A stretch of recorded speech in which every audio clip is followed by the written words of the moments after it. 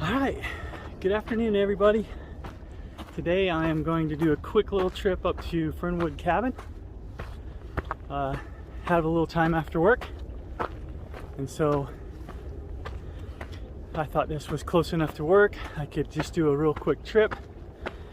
I should have recorded more of this on the flat because this is pretty much a mile and a half straight up. We're gonna go just over 1,500 feet for a mile and a half, but we're also going to incorporate what is known as the Lone Oak Loop. So we're kind of on that right now. That turnoff back there was part of the loop, and we'll come right back out there. So, but we'll have to go up to the cabin, come back down, and catch the rest of this loop. Yeah, like I was saying, this one's close to work, but I guess the real reason I'm out here is because I got a phone call from my wife telling me I had plenty of time to go out and do a hike tonight. In other words, that means you need to go do a hike. You're a cranky SOB. So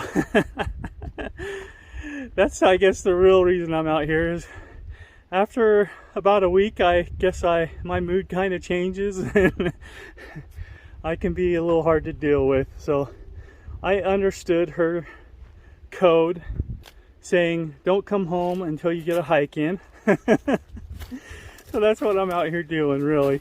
I don't mean to take it out on her, but I really do get in a mood if I haven't hiked in a while. This is I don't know, I get so, when I get into something, I am like all in.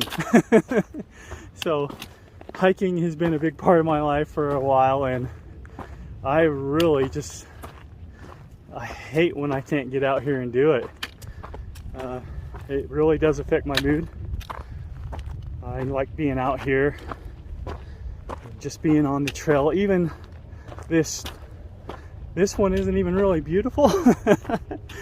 And not until you get up a little higher, but it is definitely something that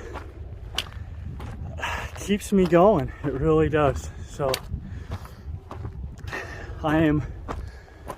went to the closest trail I could find, and I'm climbing it now. All right, I'll get back with you. But we'll just flip it around and show you the steepness. So as we come back down from the cabin, we will be taking a right onto this little trail. It's kind of hard to notice if you're going too quick, but we'll want to take that across. That will finish out the Lone Oak Trail, the loop. But right now we're still climbing. We'll be getting into some snow here pretty soon. I think it's slushy enough. I'm just gonna go without spikes today. Slip and slide a little bit, but I don't think it's worth putting them on.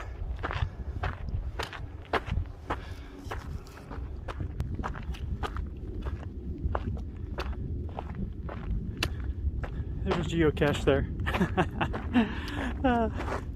All these trails I know about really started because of geocaching. And it's amazing, out of the almost 5,000 that I found, I can probably tell you where most of them are.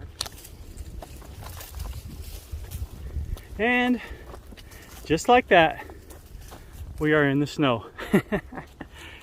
That should tell you how steep this climb is.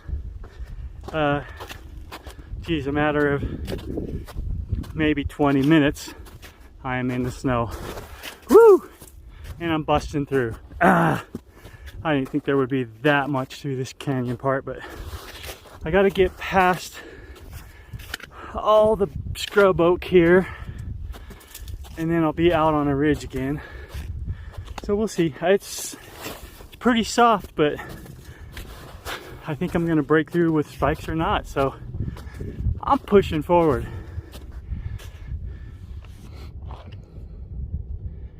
So a few hundred feet, And boom. I'm back on dry land. Now that canyon there, I have a whole story about that canyon. I think that's maybe what I'm gonna do with my vlogs, is combine my two passions. I'm sure there's somebody out there that has done this before, but geocaching has so many stories that go with it. You know, how you got there and the trip along the way, what you did to find the geocache. I mean, I have some crazy stories. So I won't bore you with them all, but maybe on significant hikes on certain trails that I'm on, if I come across one and I have a good story, I'll try to tell it. This one has a good story. I'll get to the cabin, show you the cabin, and then maybe tell you the story about this trip.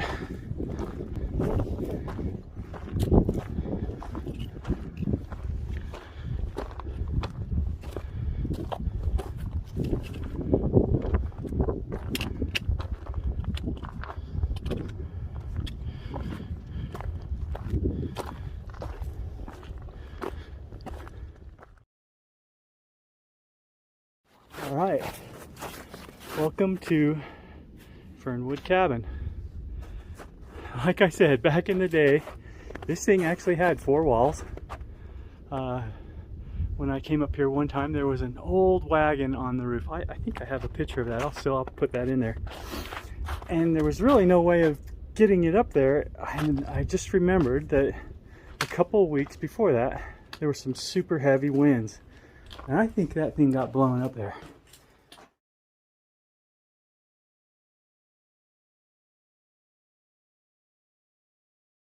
It's known in geocaching as the Leighton Nipple. And the Leighton Nipple, it was a snowy day, probably after work, and I'm like, I want to go get that. Back in the day, if a cache was sitting somewhere for a very long time, we kind of put a point system to it. It's called a lonely cache. And so that was pretty old. People hadn't been there for a while, so I was going to get this after work. And I take off in a snowstorm. And I went up that little canyon, the little break off where we hit the snow the first time. And I'm post-holing it up through that canyon, and I check my GPS, and I notice, man, this is the closest point to it until the quickest way to this spot is to go straight up. So that slope I was showing you is where I started to go up that and get that geocache in a snowstorm. So we had soft snow like we do now, and then we had fresh stuff on top. So I am probably sinking up to my waist, and I'm halfway up that mountain by that time. And I'm just gonna go for it. Nothing's gonna stop me. And that used to be my driving force, was getting to the top and getting that geocache. Well, I got all the way to the top and looked and looked and looked, and I couldn't find it. And finally I found in the crack of some of those rocks some remnants of what was an old geocache. Somebody had taken the old ammo can that it was in, and I had just climbed up the face of that mountain to find a pile of junk. Well, needless to say, I claimed it. And I put a note that the container was missing, and then I found the proper way of getting down off of that mountain. And that would be to take that saddle down, which leads you to an old outfitter camp, and then follow that creek. For the most part, you follow that creek down, and then there's that split, that rocky ledge between the two canyons. And you take that and you connect the trail. Well, that's when I was first started geocaching, and I learned quickly that if you just start following the switchbacks, eventually you'll get there. Straight up in a winter storm was probably not the best thing that I could have done. So by the time I got to my car, I was sopping wet and freezing, and luckily it isn't that far of a hike, but man, if it wasn't for adrenaline, I probably would have froze to death. But that was one of my stories of the Late Nipple. And the Late Nipple is also another spot that had really inspired me to hike, because one time I was on top of it and the clouds rolled in and they were like feet level, and I was just standing on a sea of clouds.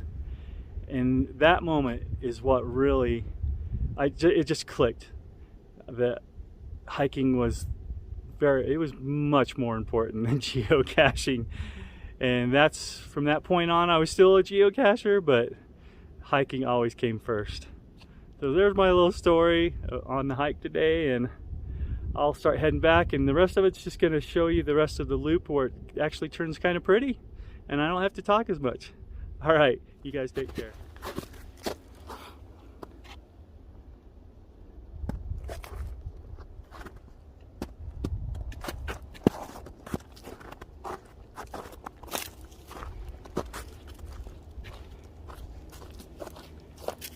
Not the best time of year to come off on this side. Very icy, very, very muddy. Like the mud is slicker than the ice. But I am almost down through this trail and almost to the Bonneville connection. And that's where it gets really pretty. So maybe let this dry out a little bit more, or a little more ice and U spikes, for sure.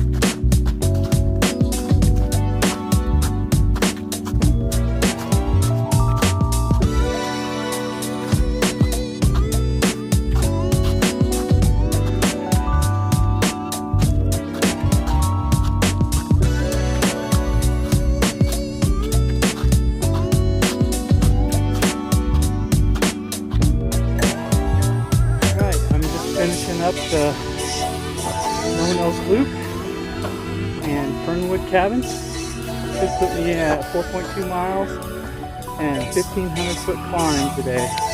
Like I said, this is a good one. You're up for something quick and good cardio. Alright, as always, thanks for watching.